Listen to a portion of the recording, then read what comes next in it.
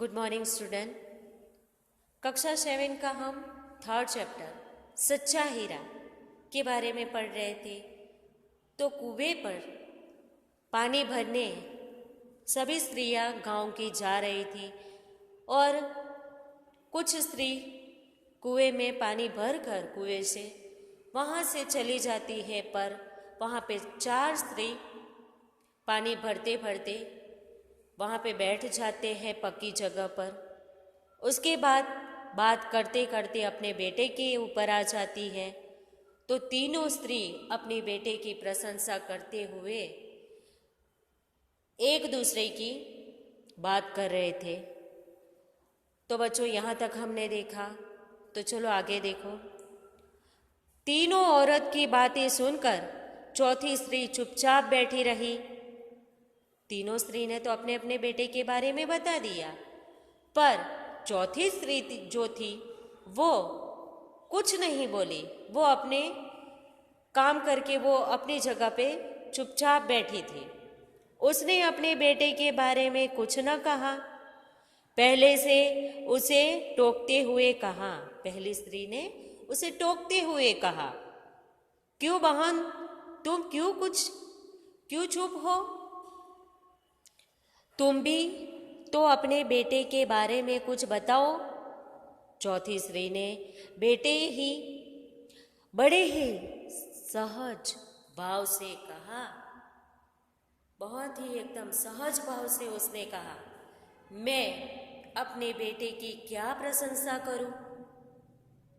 वह न तो गंधर्व सा गायक है, न भीम सा बलवान है, न ही बृहस्पति का बुद्धिमान, बृहस्पति जैसा बुद्धिमान वो है। मेरे बेटे में ये तीनों लक्षण नहीं हैं। कुछ समय बाद जब वे सब घड़े सिर पर रखकर लौटने लगी, तभी किसी गीत का मधुर स्वर सुनाई पड़ा। सुनकर पहली स्त्री बोली, सुनो, मेरा हीरा गा रहा है। यहाँ पे रास्ते में किसी मधुर स्वर की आवाज़ सुनाई दी। वहाँ पे पहली स्त्री तुरंत बोल पड़ी कि देखो, मेरा हीरा गा रहा है। तुम लोगों ने सुना उसका कंठ कितना मधुर है। वह लड़का गीत गाता हुआ उसी रास्ते से निकल गया। उसने अपनी माँ की ओर कोई ध्यान नहीं दिया। वो अपने गाने में इतना मस्त होता हुआ निकल गया कि माँ उसके बाजू में से जा रही थी, पर उसकी तरफ उसने देखा भी नहीं। इतने में दूसरी स्त्री का बेटा उधर से आता दिखाई दिया। दूसरी स्त्री उसे गर्व से थोड़ा बोली, बहुत, देखो, वह मेरा लाडला बेटा आ रहा है। शक्ति और सामर्थ्य में इसकी बराबरी कौन कर सकता है? उसने कहा कि शक्ति में और सामर्थ्य में वो किसी से पीछे नहीं है। वह यह कहकर ही रही थी कि उसका बेटा भी उसकी ओर ध्यान दिए बिना ही निकल गया।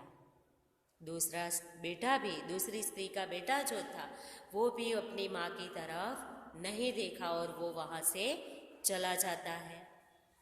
वे कुछ आगे बढ़ी तो एकाएक तीसरी स्त्री का बेटा उधर से संस्कृत के श्लोकों का पाठ करता हुआ निकला। बराबर, संस्कृत के पाठ करता हुआ तीसरी स्त्री का बेटा भी वहाँ से निकलता है। उसके उच्चारण से ऐसा लग रहा था मानो उसके कंठ में साक्षात सरस्वती माँ विराजमान थे। तीसरी स्त्री ने गदगद स्वर में कहा, देखो, यही है मेरी गोद का हीरा, मेरी गोद का यही हीरा है, ऐसा उसने कहा। इसे कौन बृहस्पति का अवतार नहीं कहेगा?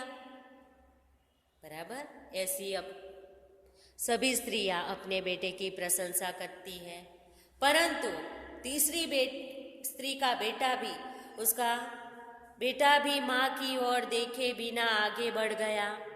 उसने भी अपनी माँ की ओर एक नजर भी नहीं की और वो वहां से निकल जाता है।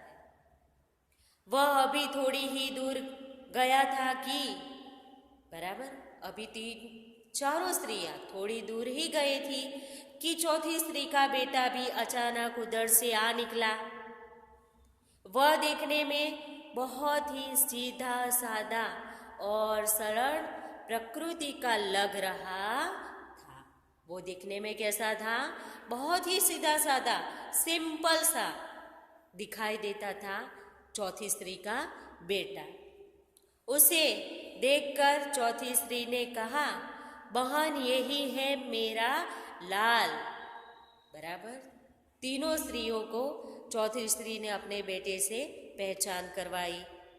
चौथी स्त्री उसके बारे में बता ही रही थी कि उसका बेटा पास आ पहुंचा। उसका बेटा पास आ पहुंचा। चौथी स्त्री का बेटा अपनी माँ को देखकर वह रुक गया और बोला, माँ लाओ मैं तुम्हारा घड़ा पहुंचा दूं। तुरंत ही चौथी स्त्री का बेटा अपनी माँ को देखकर आया और उसने कहा, माँ मैं अब तुम्हारा घड़ा पहुंचा देता हूँ घर तक। मना करने पर भी उसने माँ के सिर से पानी से भरा घड़ा उतार कर अपने सिर पर रखा और घर की ओर चल पड़ा। माँ ने बहुत मना किया पर उसने माँ की एक बात नहीं सुनी और वो माँ के सिर पे से घड़ा ले लेता है और उतार कर वो अपने सिर पर रख देता है और घर की ओर चल पड़ता है। बच्चों नेक्स्ट पेज।